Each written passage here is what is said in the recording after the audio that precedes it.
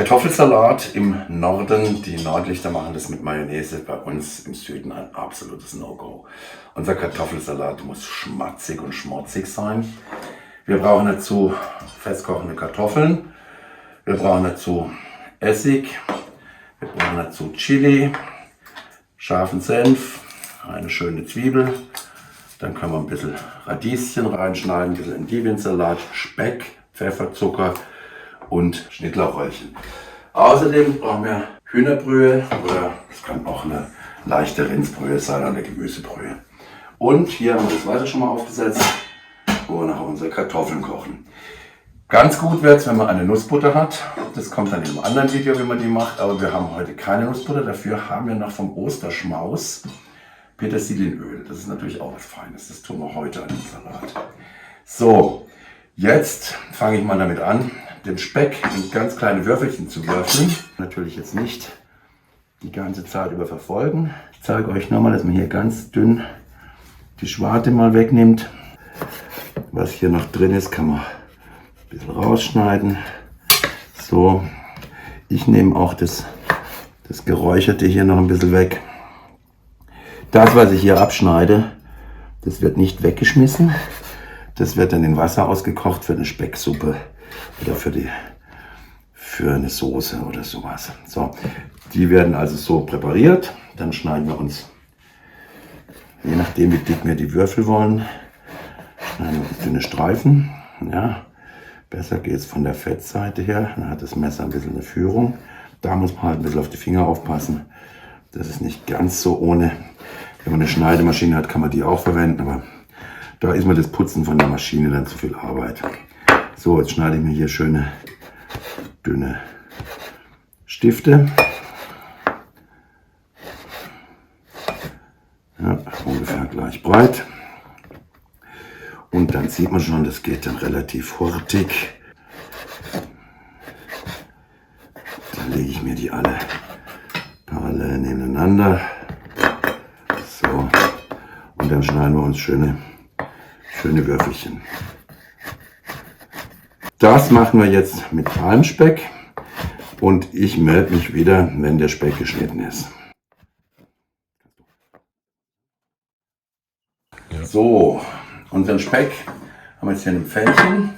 Der wird jetzt ausgelassen. Ganz langsam. Wenn ihr zu viel Hitze habt, dann wird er sofort schwarz und ist nicht ausgelassen. Und wir wollen keine harten kleinen Krümelchen, sondern wir wollen, dass das Fett rausschwitzt. Das heißt, wir machen auf kleine Schnuffen, das braucht ein bisschen Zeit. Immer wieder schauen, rühren, vielleicht auch mal zwischendurch die Platte ausmachen. Und dann könnt ihr schauen, dann bleiben die relativ hell, werden schön knusprig und das Fett läuft raus. Wenn es dann so anfängt zu schäumen, das sehen wir nachher, dann sind wir an der richtigen Stelle. Putze ich mir noch das Gemüse, den Salat und ein paar Radieschen. Die werden jetzt gewaschen und nachher, wenn ich sie aufschneide, zeige ich es euch wieder.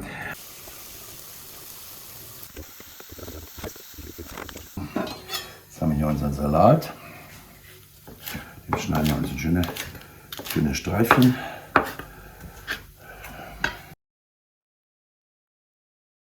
Dito mit den Radieschen.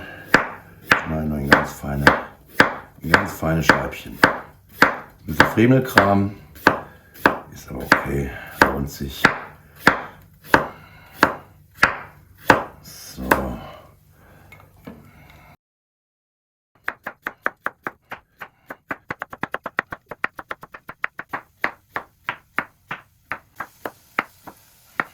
So, schauen wir nach unserem Speck. Jawohl. Der fängt jetzt an zu ziehen. Der Speck war jetzt relativ mager. Ja, je mehr Fett dran ist, desto mehr haben wir Fett nachher in der Pfanne. Aber passt schon, der wird schon noch gut. Das ist jeder Speck anders, das ist interessant. Das tun wir nachher mit der Soße ein bisschen rauslöschen. Den Bratenansatz da unten, da haben wir ja unsere Brühe. Dann tun wir da ein bisschen Brühe rein, waschen das aus. Dann haben wir den Geschmack auch in der Brühe drin. Die Zwiebel, da brauchen wir auch ganz kleine Würfelchen. Wichtig beim Zwiebelschneiden ist, wie gesagt, das nicht ganz wegtrennen, den Strunk. Der muss dranbleiben, dass die einzelnen Blätter, die noch so nach vorne wachsen, dass die noch zusammenbleiben. Wenn ich das abschneide, dann fällt mir das alles völlig auseinander. Dann haben wir eine schöne blaue Zwiebel aus Frankreich. Wunderbar. Dann halbieren wir die einmal. So, wie ihr die Zwiebeln schneidet, das müsst ihr dann so machen, wie ihr es könnt. Ich übernehme keine Verantwortung, man kann sie auch mit einem kleinen Messer oder anders schneiden. Ich mache das dann immer so.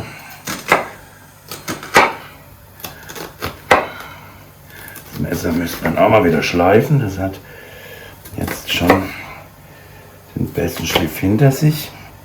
Hier in der Mitte wird es noch taugen. Dann vorsichtig, wenn man hier so reinschneidet, dass man nicht von unten in die Fingerbeeren kommt. Da muss man ein bisschen Gefühl und Erfahrung haben. Und dann kann man hier ganz wunderbar schöne kleine Würfelchen schneiden.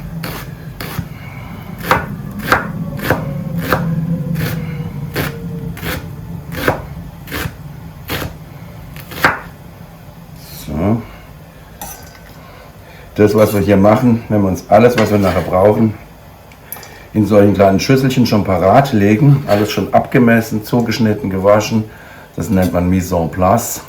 Also wir richten uns unsere Zutaten und dann brauchen wir sie nachher beim Kochen nur noch nacheinander in die Pfanne geben oder was auch immer wir da kochen und müssen uns nicht mehr damit aufhalten, während dem Kochen in aller Hektik noch schnell irgendwo eine Zwiebel zu schneiden. Ja, das sieht schon schön aus. Also wenn ich ein bisschen fettigeren Speck habe, mit mehr Fett und weniger Fleischanteil, dann schwimmt es hier auf dem Boden und schäumt. Der hier ist jetzt wirklich sehr mager. Dann haben wir hier gar nicht so viel Fett, was raustropft. Aber das ist noch ein bisschen drin. Auch noch ein bisschen. Zwiebelschneiden, da gibt es auch an anderen Stellen 1000 Tutorials im Internet. Das kann man überall nachlesen. Aber jeder soll es so machen, wie er sich sicher fühlt. Oh ja, Kartoffelwasser kocht, das ist sehr gut. So, ein Schuss Sojawasser, das kocht, wunderbar. Nicht zu sparsam sein, weder bei Nudeln noch bei Kartoffeln mit Salz. Also mal ordentlich Salz rein.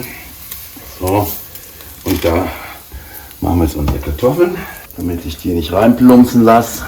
Ich kann es jetzt mit der Hand reintun, aber es ist alles heiß und damit ihr euch nicht vom Spritzwasser verbrüht, kann man sie mit so einem Schaumlöffel einfach hier reingeben. So, ihr seht, die Kartoffeln sind relativ groß, festkochend, wie gesagt, das ist wichtig, sonst wird das Ganze eine ziemlich mehlige Angelegenheit. Ich stelle jetzt mal die Uhr auf 30 Minuten ein. Die werden 40 Minuten brauchen. Aber bevor sie mir zu arg verkochen, die lassen wir jetzt leise vor sich hinziehen. Das Wasser muss jetzt wieder warm werden, weil ich die kalten Kartoffeln reingetan habe. Wenn es dann wieder so leicht zieht, dann gehen wir mit der Temperatur zurück. Das ist ein frischer Schnittlauch. Den haben wir vor 2-3 Tagen erst geschnitten. Aber weil wir ihn nicht gebraucht haben, haben wir ihn eingefroren. Und jetzt tauen wir ihn einfach wieder auf. Wird er, jetzt seht ihr schon diese ganz kleinen Körnchen, die da drin rumrollen. Die sind ja perfekt. Die sind ja wunderbar. Das wird jetzt richtig kross.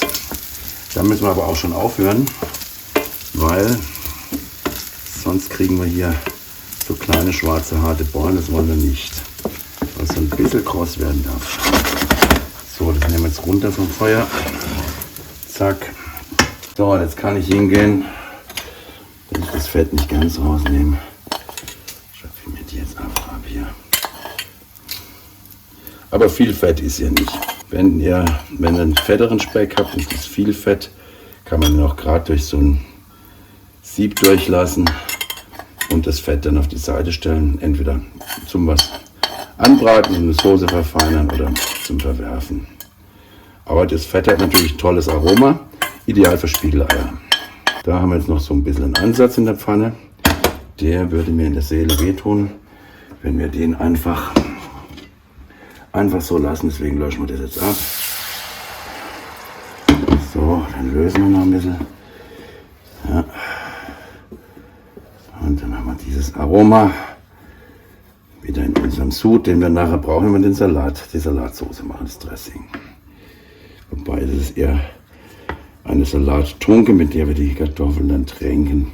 Weniger eine Salatsauce oder ein Dressing. So, das ist soweit fertig und das kann schon abgespült werden. So, jetzt schauen wir mal, wie weit die Kartoffeln sind. Dann nehmen wir jetzt einfach mal ein Messer, suchen uns mal eine dickere raus und stechen mal rein.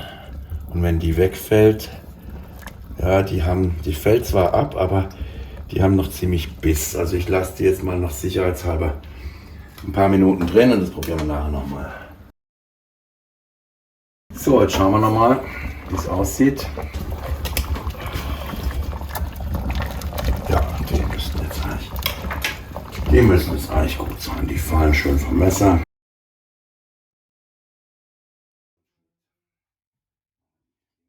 Jetzt haben wir hier die heiße Platte vom Kartoffelwasser. Dann machen wir unsere Brühe nochmal warm. Der Essig sollte bitte ein weißer, neutraler Weinessig sein. Kein Balsamico oder süß, sondern besser ist ein normaler weißer Weinessig. So, das wird gleich warm.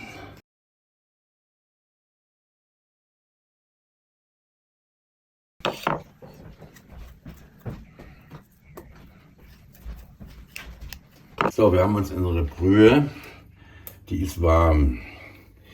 Da kommt jetzt ein bisschen Senf rein, ungefähr 2 Teelöffel scharfer Senf.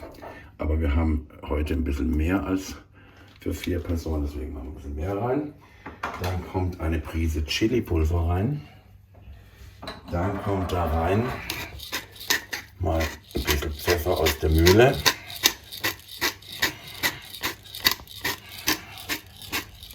Und die Brühe ist schon salzig, aber es kommt noch eine Spur Salz rein.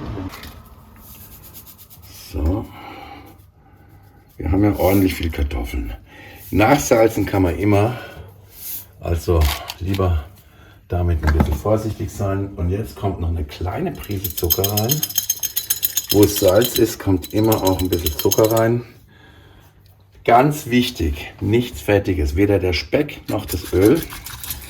Ich habe zwar den Aufguss von dem Speckbratensatz da drin, aber das hoffe ich, das macht nichts. Wichtig ist es, weil die Kartoffeln nachher diesen Sud aufsaugen müssen. Wenn ich von vornherein schon Fett dran habe und die Kartoffeln fettig sind, dann sind sie praktisch umhüllt vom Fett und können die Flüssigkeit nicht mehr aufnehmen. Die Flüssigkeit, die lassen wir jetzt hier stehen. Jetzt haben wir wie von Zauberhand geschält schon unsere erste Kartoffel. Die schneiden wir jetzt mal auf. Und ich nehme sogar, glaube ich, noch eine dazu. Ich mache die jetzt mal in einen höheren Becher. Autsch, die sind heiß. Ja, wichtig ist, um das Ganze warm und auch heiß verarbeitet. So, haben wir noch eine. Dann darf man ruhig ein bisschen Kartoffelmaterial drin haben. Das macht uns die Salatsauce nachher richtig schlotzig und lecker. So, machen wir mal grobe Würfel. Ich habe das jetzt in so einem hohen Becher, damit mir das nachher nicht so spritzt, weil da kommt jetzt unser Sud rein. Und dann wird das Ganze mit dem Stabmixer fein aufpüriert. Und das ist dann unser Salatsud. So.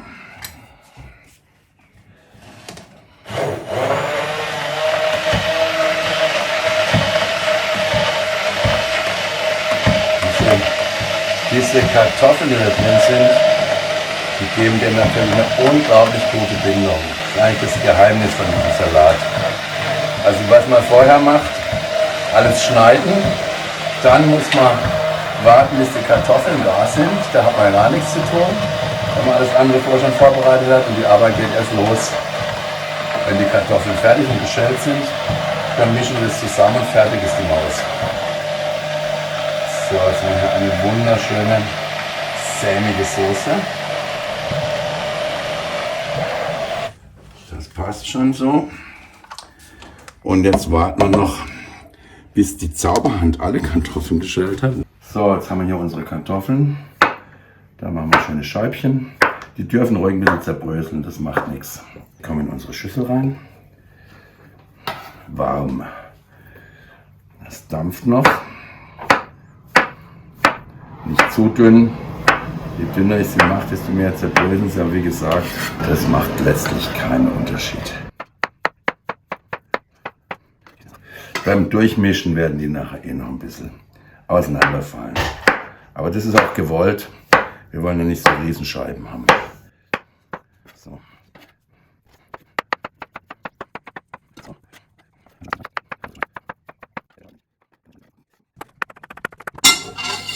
Da sieht man mal, wie die Kartoffelstärke arbeitet. Dieses Klebrige, das ist wunderbar. So wenig Kartoffeln, so viel Soße, die müssen dann nachher schwimmen in der Soße. Ah, von wegen. Leute, abwarten. Ich wasche schnell die Hände. Dann ist nochmal aufgequält. Und jetzt ganz langsam diese Soße ein bisschen drüber geben. Und dann fangen wir mal an zu mischen. So. Jetzt denkt ihr schon, aha, wo ist die Soße? Und da seht ihr auch, was das Geheimnis von dem guten Kartoffelsalat ist. Die Kartoffeln saugen diese Soße jetzt auf. Die schwimmen nachher nicht in der Soße, sondern die haben die Soße in sich mit dem ganzen Gewürz. Und da ist der größte Fehler, wenn wir jetzt vorher Fett dran hätten und die Kartoffeln wären in Öl, dann würden sie die Flüssigkeit nicht mehr aufsaugen können, weil sie dann isoliert wären von der Ölschicht. So, guckt euch das an. Jetzt kommt es, jetzt kann man die mal ein bisschen durchstechen hier. So, die ganz großen. So, und jetzt nochmal drüber. Schaut mal, wie schön glänzend und schmutzig dieser Salat wird. Oh ja. Ja, mit der Ruhe ein bisschen einziehen lassen. Schön durchheben. Und das funktioniert auch nur, wenn die Kartoffeln warm sind. Wenn die abgekühlt sind, dann nehmen sie die Flüssigkeit immer so gut auf. So, jetzt wird sie langsam, aber sicher. Sehen wir jetzt, dass so ein Sättigungspunkt erreicht wird. Aber das wird sich schon ausgehen mit der Soße, die wir da haben. So. Wunderbar. Schön ziehen lassen. Oh ja, jetzt. Und schön langsam unterheben. Jawohl. So schmutzig muss ein Kartoffelsalat aussehen. Und er saugt noch. Er saugt noch. So, jetzt kommen unsere anderen Zutaten rein. Jetzt können wir mal die Zwiebeln, die Speckwürfel,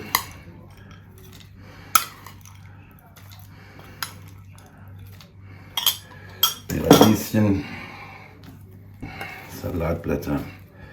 Das können wir jetzt langsam hier einarbeiten. Damit die ganze Sache auch ein bisschen Frische kriegt. So. Und das verschwindet alles. Zwiebeln. Das ist natürlich Geschmackssache, wie viel ich davon jeden nehme. So. Salat. Und unser Speck.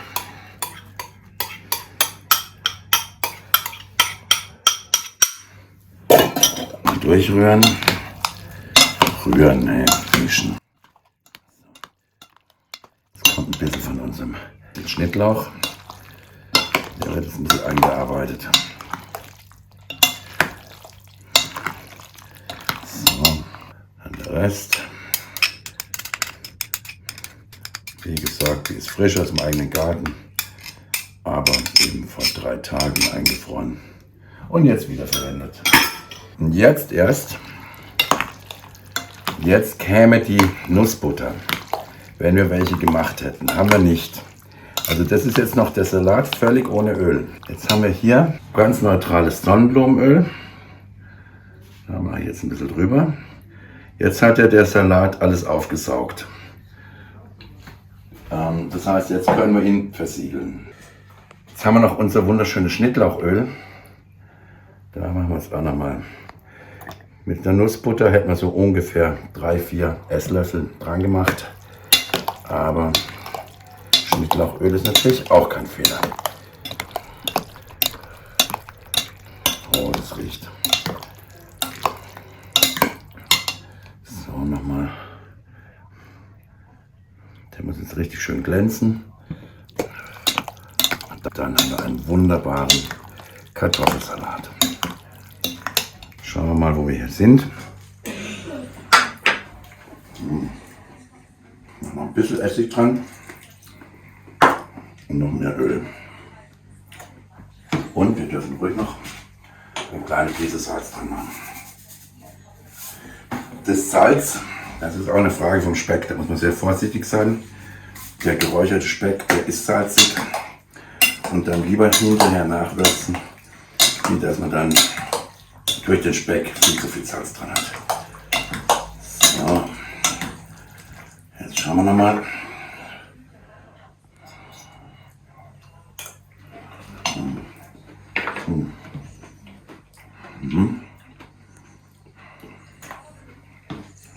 Bis ich fertig bin, probieren ist die Topf leer.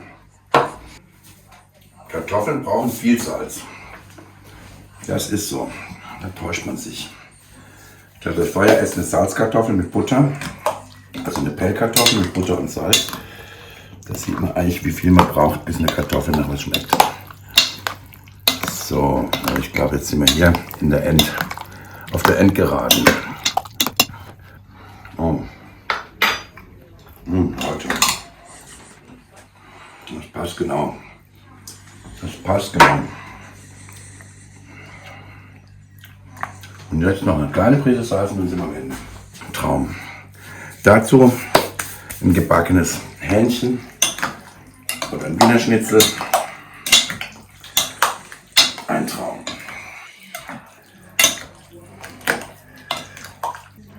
So, jetzt nehmen wir uns immer von allem ein bisschen was. Aber, oh ja.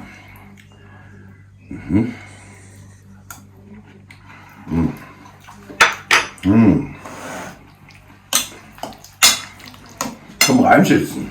So, guten Appetit, das war's. Nachkochen.